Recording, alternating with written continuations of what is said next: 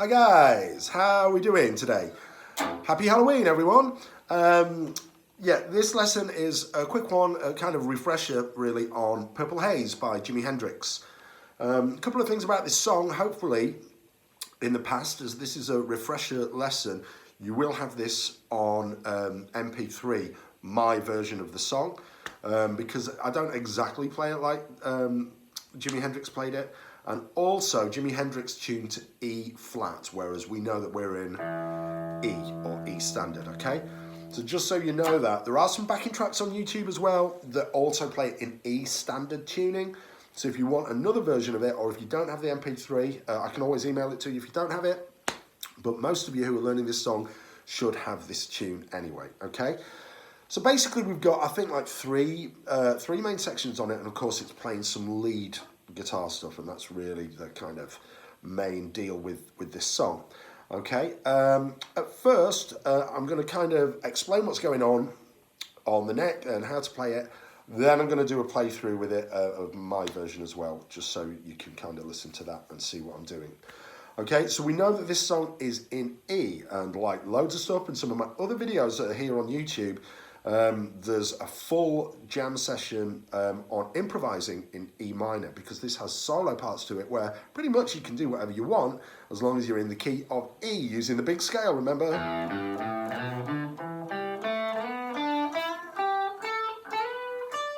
That one.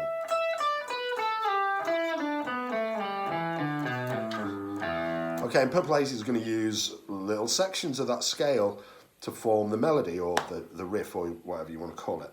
Okay, for the first bit, as the lead guitar is playing through it, it has this diminished chord, which is it's kind of like that rather sinister sounding one there. You can see here my first finger is at the 7th fret on the A string, and then I work diagonally down from that. That's my second finger at the 8th, and my third finger at the 9th on G.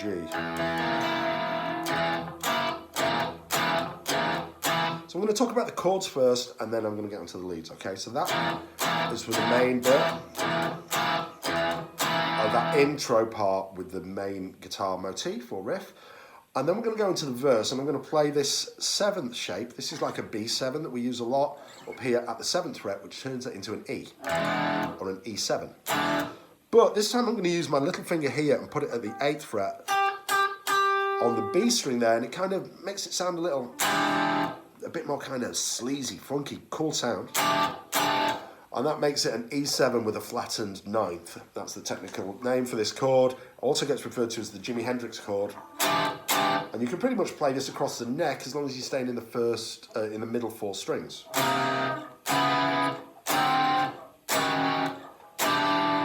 In the case of Purple Haze, we use it for a bar in the verse, and then I'm going to go to a G like this with my middle 2 fingers, an A power chord after that, and then I'm going to slide that A up that shape, my first finger up to the 6th fret, and then I should be able to put my other fingers in to get back to that chord. So the counting in the verse: 1, 2, 3, 4, 1, 2, 3, 4, 1, 2, 3, 4, 1, 2, 3, 4. Okay? Then it has a stop.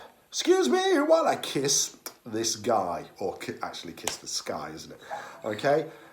So, excuse me while I kiss the sky. And then on the A string, it's going to go 9, 7, 5, 7, 5, 5, 7, 5, 5. So you can see I'm just kind of barring there to get, that's on the A and the D string. 7, 5, 5, 7, 5, 5, 9, 7, 5, 7, 5, 5, 7, 5, 5. Okay? And then it's just going to go back to the verse. So the main part of the song uses these 4 notes at first. Okay, so what that is, I'm playing at the 9th fret with my 3rd finger on the D string, 7th fret on G, 8th fret on B, and then 7th fret on D. 1, 2, 3, 4. Now, it's always tempting to play this kind of like a chord. Here we go. but it's not a chord. It doesn't sound right, so you'd want to try and play the notes individually. Okay, 1, 2, 3, 4, and then I slide that down to the 5th fret, still on the D string, and then I go 5, 7 on A, and then the open E. So that's going to make 8 notes altogether. 1, 2, 3, 4, 5, 6, 7, 8. Or 2 lots of 4. You can count it as 1, 2, 3, 4. 1, 2, 3, 4. Okay? It's going to do that twice.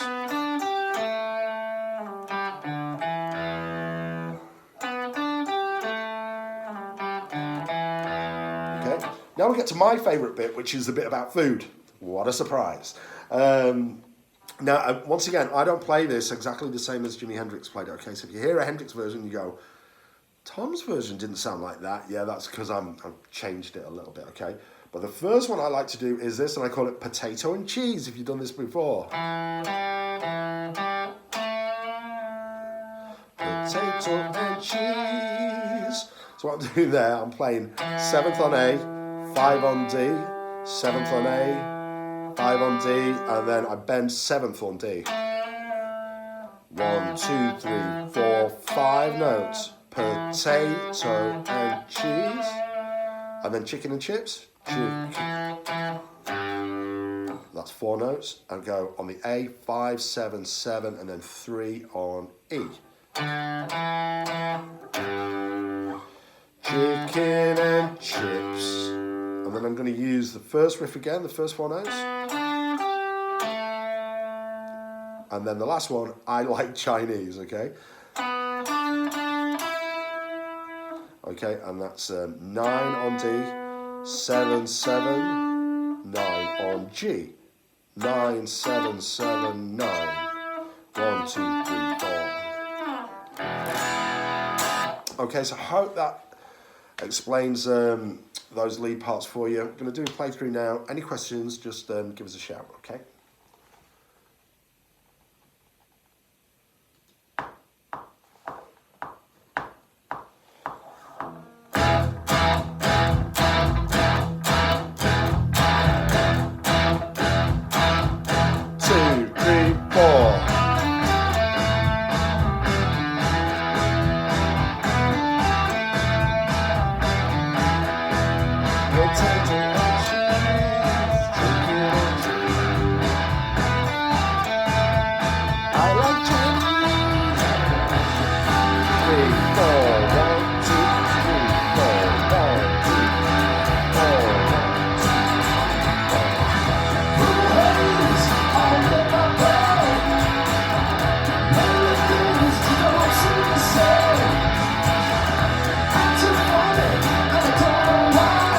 Stop on 8, 1. Excuse me while I kiss the sky.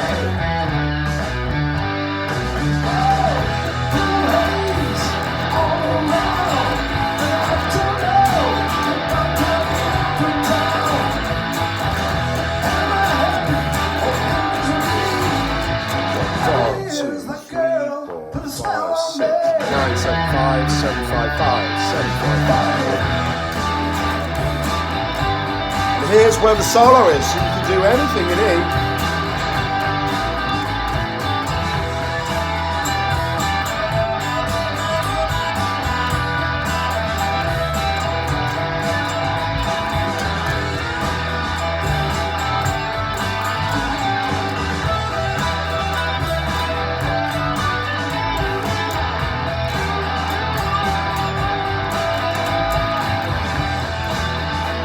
Back to the rip here. Go.